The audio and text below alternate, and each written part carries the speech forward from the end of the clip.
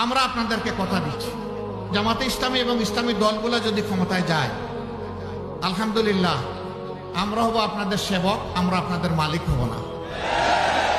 আমাদের এখন যে সম্পদ আছে এই সম্পদ কমবে, এটা 1 ইঞ্চি বাড়বে না। কারণ তখন খেদমত করতে গিয়ে শুধু রাষ্ট্রীয় তহবিলে হবে না, আল্লাহ তাআলা বাপদাদার যে তহবিল, নিজেদের যে সঞ্চয়, ওখান থেকেও আমরা খরচ করতে বাধ্য হব। এখন সবাই আলহামদুলিল্লাহ, আগের নির্বাচনে তিনি 1 কোটির মালিক, পরের নির্বাচনে তিনি 100 কোটির মালিক। এটা হবে না ইনশাআল্লাহ, এটা হবে না ইনশাআল্লাহ, এটা হবে না ইনশাআল্লাহ। কেন হবে না? আমরা আল্লাহকে ভয় করবো, এই জন্যই হবে না। বলবেন প্রমাণ কি? প্রমাণ এখনই হাতে নাতে। 5 আগস্টের পরে অনেকে অনেক সামাজিক অপকর্মে জড়িয়ে পড়েছেন। আপনারা বলুন তো, ইসলামী দলের কর্মীরা কোথাও কি কোনো অপকর্মে জড়িয়ে পড়েছে? কোনো একটা ইসলামী দলের লোক না। কেন না? তারা আল্লাহ তাআলাকে ভয় করে, এই জন্য তারা